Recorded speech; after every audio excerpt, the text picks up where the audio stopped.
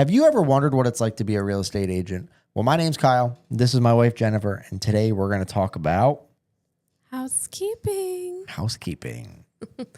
Not the real housekeeping. Today we're going to talk about some professional housekeeping and just clearing up some frequently asked questions that we get a lot from our friends, family, and clients about the real estate world and what it's like to be a real estate agent. Yeah, I think there's a lot of information out there that people just aren't aware of or don't quite understand about realtors. Mm-hmm. There's a lot of misinformation or just just misconception. People about assuming how, things. how it works and how it works. Yeah. That's pretty much it. It's a lot of, we just get a lot of questions about it. So we figured we'd kind of answer some questions that we get and see if we can help people understand what it's like to be a real estate agent.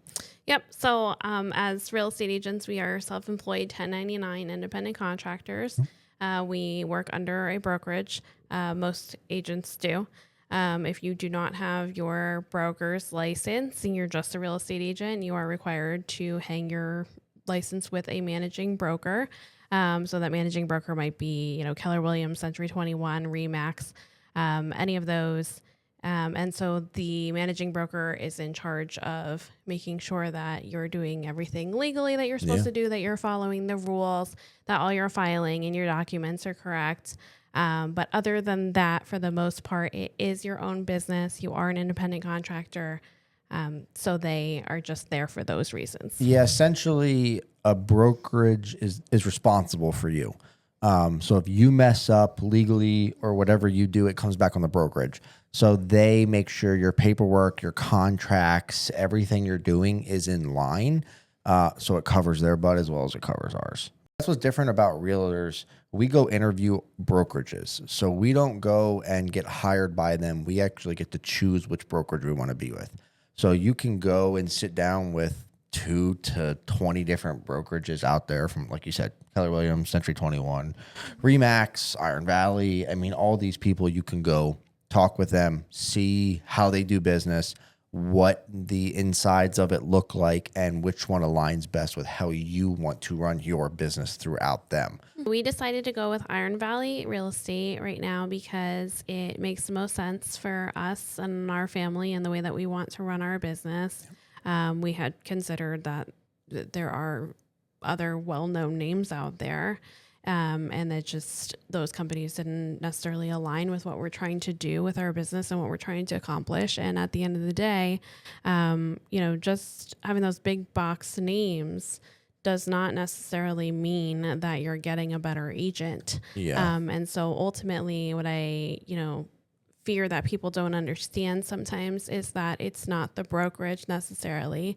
It's going to be the agent that you hire because that agent is running their own business just under that broker's name. Yeah. I think that's a lot like if you go to even any store, you pick let's just pick a furniture store or something like that. You go there and you have a good experience with the people that were there. And so if you go back, you're going to continue to do that. But as realtors, like you might have a friend say, yeah, I used Keller Williams or I used Century 21 or I used Iron Valley and they were great. That you might not get the same person. So what we're trying to say is that it's going to be the product, right? So if you go to Costco and you buy a crummy product that falls apart, that you went to a trusted store, but that doesn't mean that you got a good product. Yeah. So it's more important to when you search for a realtor, it's a search for a person, not a brand of who they are with. So don't just kind of say, yes, Iron Valley is who I want to go with, but you have no idea what agent you're going to work with. That's not really as important as knowing your agent and knowing the person, and then doesn't really matter who they're a part of when it kind of goes from there because it is their own business. Yeah, I mean, if you're going to hire an agent, look into who they are as an agent and what they're doing. Check their website, their social media, make sure that they are doing things that align with the way that you want to buy or sell your house. And what basically kind of what Jen was saying is Iron Valley was where we felt we were at home with that, where we were going to be able to do what we wanted to do. They were going to help us accomplish what we wanted to accomplish. And like she said, right now for our life and where we're at with it, it made the most sense. Yeah. So that's where we're at right now with, we're happy with this, with our decision. but this is kind of what we're going to move forward with right now. Another question we get a lot is, why don't we have our own brokerage? Yeah, so we could have our own brokerage. There are a few different ways to meet the educational requirements to get your broker's license. And being that I have my bachelor's degree in real estate, I have met the education requirement. So I could just take the test and get my broker's license and open a brokerage. And at this point in time, Kyle and I have decided that it's not necessarily a priority because that would just come with a lot of overhead costs and kind of tie us down to a location and make us be somewhere from 9 to 5 and have a lot of maintenance and have to take care of things and be locked to this location. Yeah, it's not the direction we're really trying to go as a business or even a family right now. No, not at this point in time. Yeah, definitely something. A lot of people ask us why we don't do it. And it's enticing sometimes. It is. There's pros and cons when it comes to it. Obviously, neither one of us has ever owned a brokerage, so that'd be a whole nother level of learning we would have to do. Yeah. I feel like we do know the real estate. Yeah. So as far as that, but different standards and everything that's required, I just, at this point in time, like she said, right now it's just a headache that we don't want to take on. Yeah, I would just, with the rent and the bills and the maintenance and having to have employees and having to have your doors open for so many hours and just all the things that come with that is just something that we're not really willing to do at the moment because we like the freedom that we have and we kind of like where we're at and we're happy with what we're getting from Iron Valley. We don't necessarily need to escape that. We don't know. And open our own brokerage. Yeah, we don't know what the future holds. So there's no possibility definitely could be there for us to do it. But right now we're very happy with where we are. This is, again, a big part of this real estate. It's aligning where we want to be with our lives. Mm-hmm. So as long as everything keeps aligning and feeling natural and right to us, that's the path we're going to keep going down. Yeah, absolutely. And so and we'll talk about more about the reasons that we got into real estate. Yeah. But one of the really enticing reasons to get into real estate is and in general in life, I think where I'm at right now is that I don't need to chase the bigger and better. I don't just because there is an option to get a brokerage doesn't mean I have to do it. No. And, just because there is an option to constantly work and to become a top producer and to get all of these recognitions and things I don't necessarily feel that they are necessary at this point in time. I just want to get by and I want to take care of my kids and my family and I want to do the best job that I can for my clients and serve my people the best way I can. It's not all about the bigger and better. It's not all about the money. It's not all about hitting that next thing. I am just trying to enjoy my life. Yeah, but even as realtors, a brokerage is not the end goal for a lot of realtors. Mm-hmm. There's no ceiling to hit in real estate. So it's not like you're going to work until you're well, I can't move forward at all, so now I have to become a brokerage. You can just continue to be a realtor year after year and just, if you want, keep improving on each year with the amount of relationships you have, the connections, ultimately the amount of sales and everything you have. And we see that even on TV. You see these big-time agents and they work for just... They don't want the extra headache of everything. EXP they're happy where they are at. And that's for us right now. I think what you're trying to get into is we're content. Yeah. Not in a content to sit still and do nothing, but in a content to where we're in control of a lot of what's going on. Yeah. So I think that's... Sorry, I know that was a lot of words, but yes, you're right. Yeah, I know what you're saying. The contentness and, not needing, and I think that's a realization that we've had in the past few years. We don't always need the next big thing. We just need what makes sense for our family. Yeah. And, we're not... We're prioritizing that. Chasing... No, we're chasing, again, we'll get into this, but it's more of a simple life for us. Yeah. So that's what we're kind of looking for. Yeah. And so that makes the most sense for us. Yeah, it does. Yep. In real estate, you could be a solo agent or you can be a part of a team. Yep. Kyle and I are structured as a team at Iron Valley Real Estate, and our team name is... The Kyle Coover team. And why is that? Because my name is awesome. No, that's not we why. We get a lot of questions and comments about why we are the Kyle Coover team. Yeah. And in Pennsylvania, they make you have the team leader in the middle and team on the end. So it's the Kyle Coover team. You have to pick a team leader. So it'd either be Kyle or myself. Yep. And so we decided on Kyle. I did not pick. My vote was for Jen. And just because I don't know. It's weird Just having it be my name. But Jen made good points to why she wanted to be my name. Yeah, absolutely. I mean, Kyle grew up here. He went to school here his whole life and college, and he'd been in several churches, and his family is well known in the community. And so I thought a lot of people would recognize his name. And he, in his previous job, he's worked with a lot of clients and a lot of people that gained a lot of trust in him. And I thought that they might be interested in following his name. He's also the leader of our family. So why not be, the team leader of our business? So it just made more sense for us to put Kyle's name there instead of my own. It did make sense. It was the right decision because I'm born and raised here. Yeah, I'm not from here. I was born and raised in South Florida, and I've been here for about 15 years now, but nobody's going to know me and recognize me the way that they recognize Kyle. I mean, sometimes we're just like in the grocery store and people will come up to Kyle and they'll be like, "Oh, Kyle, is that you?" And I have no idea who they are most of the time. And people will recognize him and say like, "Oh, I haven't seen you since you were 2." Yeah. And I think that that's just so funny. Like, how do you recognize him from when he was I guess 2? I look the same. I don't know. Yeah, so that's why we decided to go with the Kyle Coover team, and that's the way that we advertise, because that's our team name. And yeah, it works. I mean, also, I do handle most of the face-to-face conversations, right. So it'd kind of be weird if we were the Jennifer Coover team and everybody called me. Yeah. So, yeah. But yeah, I mean, that's the way that our business is works. kind of structured, is that Kyle is kind of the front man, Yeah. and he's handling the communication, and he's going out and doing the showings and the listing appointments, and we do the photography and the drone and everything together. Yeah. But for the most part, I am more of his assistant and administrator and taking care of I don't know.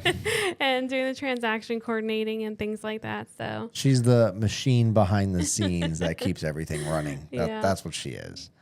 But yeah, that's why it's structured that way. So hopefully that clears up any questions or just confusion. Yeah. So with why it's named if that. you see us advertising as the Kyle Coover team, it's not because Kyle is narcissistic or selfish by any means. It's just the way that we have to run our business. Just rules. At this point in time. Unfortunately, we got to follow the rules. Yeah. It is what it is.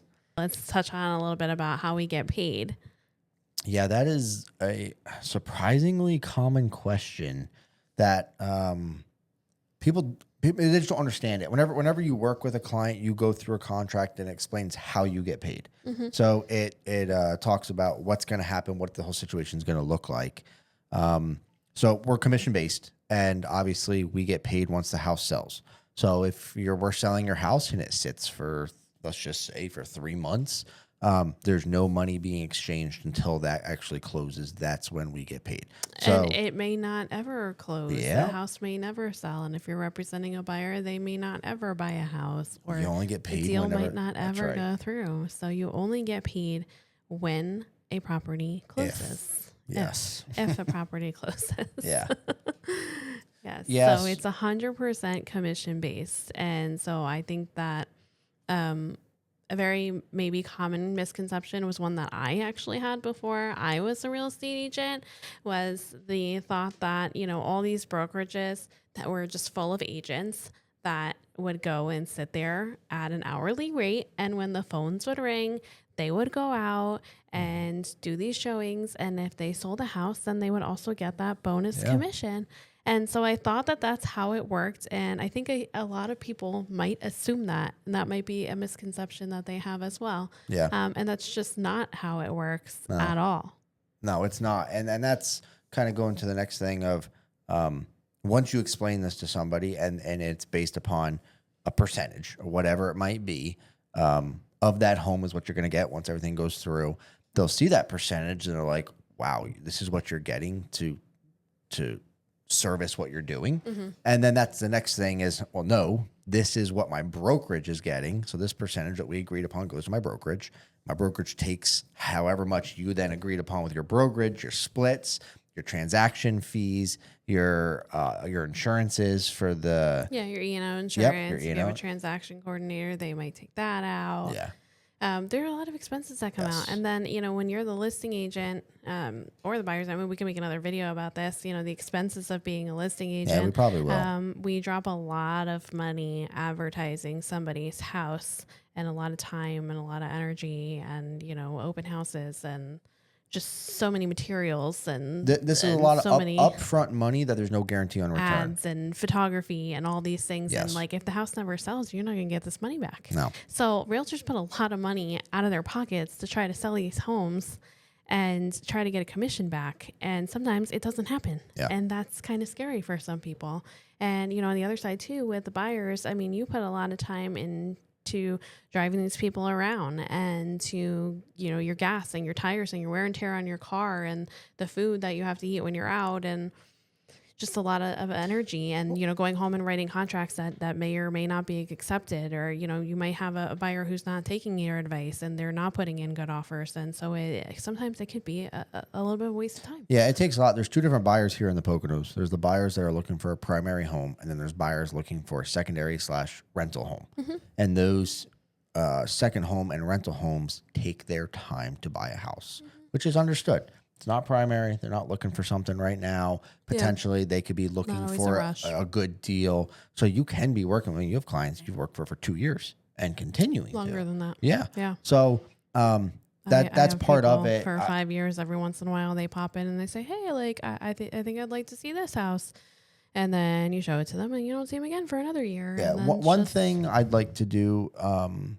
is keep track, because I have not kept track of first conversation till closing table, how much time was actually put into a transaction. Yeah. It's going to be very difficult to keep track of it, but that's something I'm curious in doing to see how many hours we actually have into it. And they're all going to vary. And so that's the thing too, is that there's a lot of situations where you spend a ton of time with somebody and it never goes anywhere. Oh, yeah. And then there are some people who buy the first day, and so there's quite a balance, Yeah, you have to have the good with the, like I said, we've had some people, we show 3 houses and they pick one. Like, that's fantastic. Yeah. And we have some that we're on like house 30 and or you have people who are like searching in multiple states. Yes. And so then they have multiple agents, and then you don't know if you're going to be the lucky one who gets the deal or not. Yes. So you spend a lot of time and money and energy going out there and showing them houses. And then one day you might just get a text, and even if they're courteous enough to text you, saying like, we put in an offer in a different state. Thanks for helping. But and so that's the end of the deal. And, and so all you can do is, hope that if they do move to PA in the future, that they'll come back to you. Yeah. So, it's hard because there's so many different variations of situations. Everybody's situation is different. And we get that. We totally do. And so there, like I said, there's a huge balance, and you're going to sell really expensive houses and you're going to sell really cheap houses. And so there's going to be a balance in the way that you get paid and everything else. So it's all kind of a balancing act. And that's the way, this is the life we choose. Yeah, there's a good chance. We're okay with it. We're not complaining about it. But there's a good chance that realtors out there, they might go 2 months without a paycheck. Yeah. And that's completely normal, because you might have all your closings lined up at one time. So you might have 3 closings in a month, which would be good. And that needs to balance you out for the rest of the next couple of months if you know anything lined up. And some people don't have 3. Some people only have 1 every 2-3 months, maybe more than that. And so when you are 100% commission based, you have to be very careful with your money. Frugal. And so make sure that is going to support you for several months. And sometimes that's just not enough. Yeah. It's just not possible. And so that's why a lot of agents work and do this part-time. They work a full-time job, and then they do this on the side, and they hope that one day that this will take off. And the problem with that is that you are working full-time. So you don't necessarily have the energy to put into your own business on the side when you come home from work and be able to advertise. And then when somebody calls you about seeing a house, you might be at work, so you can't do that. And so there's a lot of issues that get in the way. And so it's unfortunate, but the people who choose to be part-time agents, a good chunk of them don't make it even to renew their license the first time around. No, yeah, there's a large, and I can't speak for everybody, but for us, if we did this part-time, we couldn't do it. No. Like it's just how much time and energy we put into this, and even just the understanding how much time our client needs and being able to, that's one thing I really like about us being on a team. So when I have conversations with clients, I'll tell them like my wife and I are both full time. So, if I can't do a showing, she'll do it. I try to do all of them, but we're available. We need to be available to these people because we are on their time and their schedule. Yeah, we work for them. Yeah. So I just don't, again, if there's part-time out there and if they can make it work, by all means, I think we would do this job a disservice and our clients if we tried to do that. Yeah, absolutely. There's not enough hours in the day. I'm not trying to insult the part-timers at all. No. I think for the majority That's of just people, facts, yeah. it's not quite possible to take off in this and get the results that you're looking for, and the returns in this business if you're not willing to kind of give it your all. Yeah. And I know that that's very scary because like we talked about that if you're trying to live off of a commission-based job and you're scared about a paycheck to paycheck, and that you might not be able to feed your family, that's very terrifying. And I've even considered getting another job to try to fill those gaps, but I know that is not what's best for our business, and in turn is not what's best for our family. That business would struggle, but I also need to remember that we are a one-income household. Yeah, I mean, like I said before, I'm just kind of this is our business, so it's one paycheck.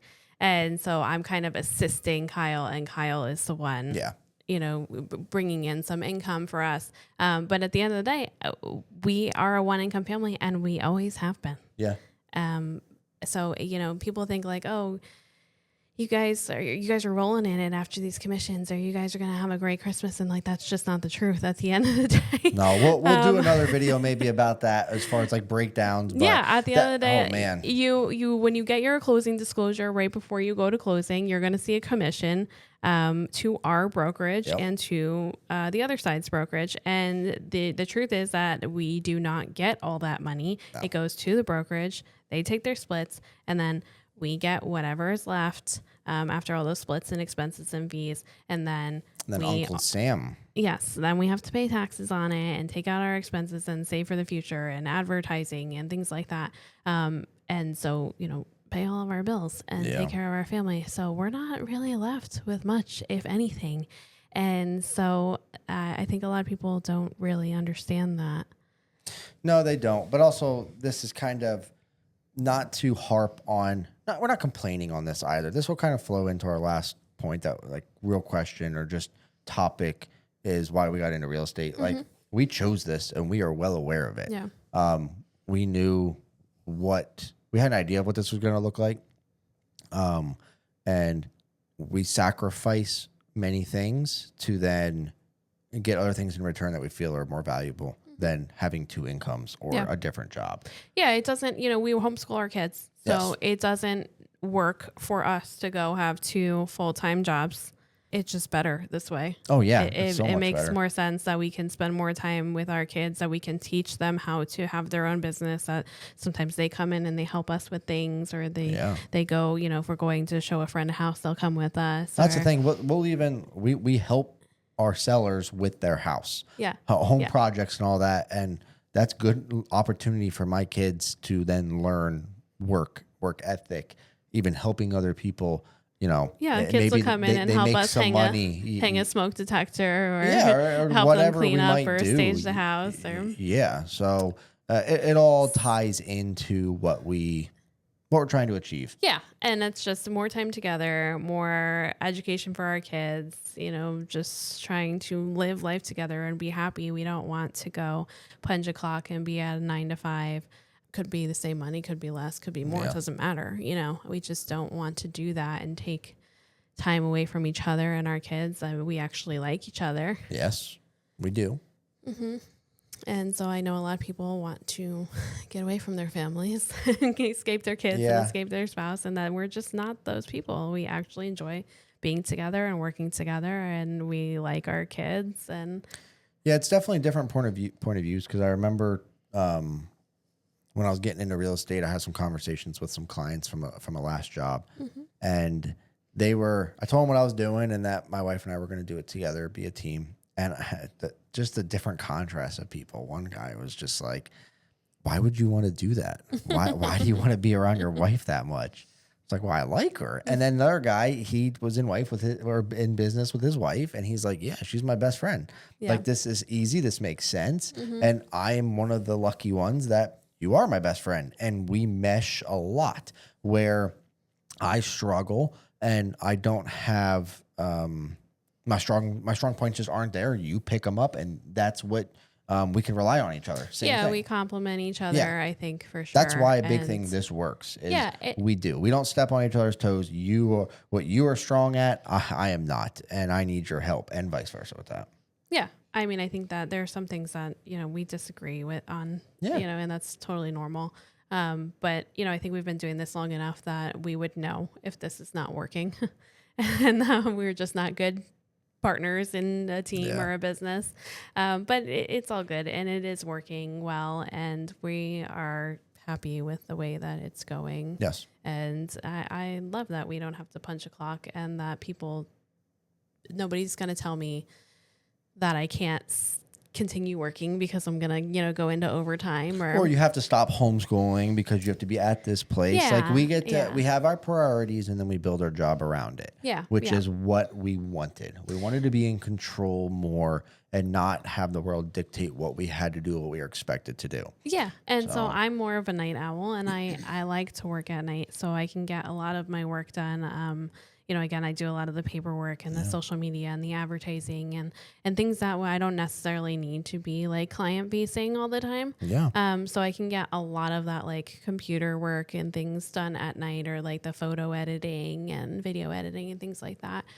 We can get that done at night after our kids have gone to bed. And so then we kind of get the best of both worlds where we're able to homeschool our kids, spend time with our kids.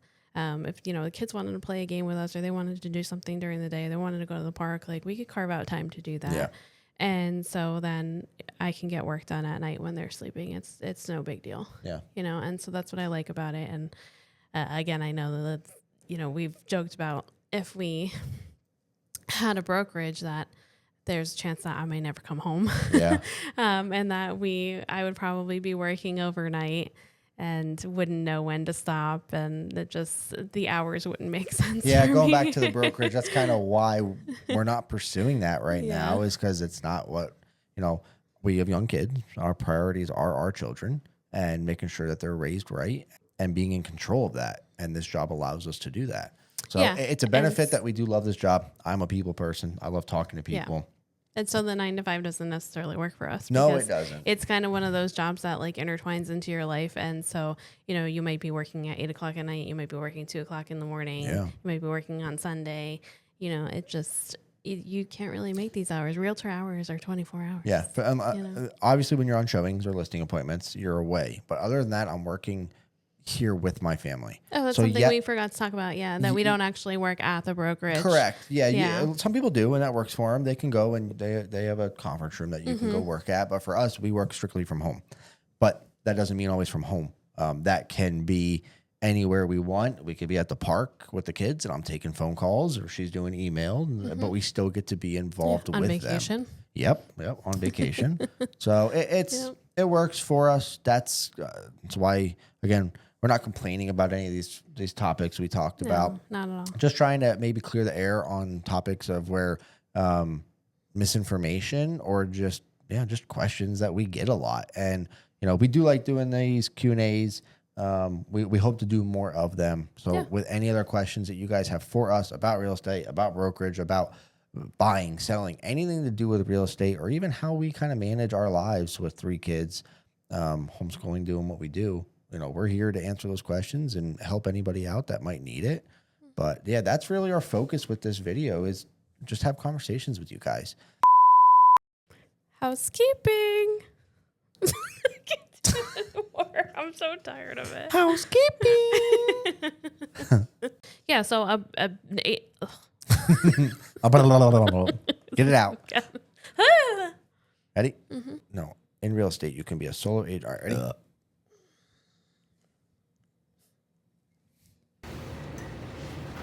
We were cutting on time again. woke Isabel. Broke that mic.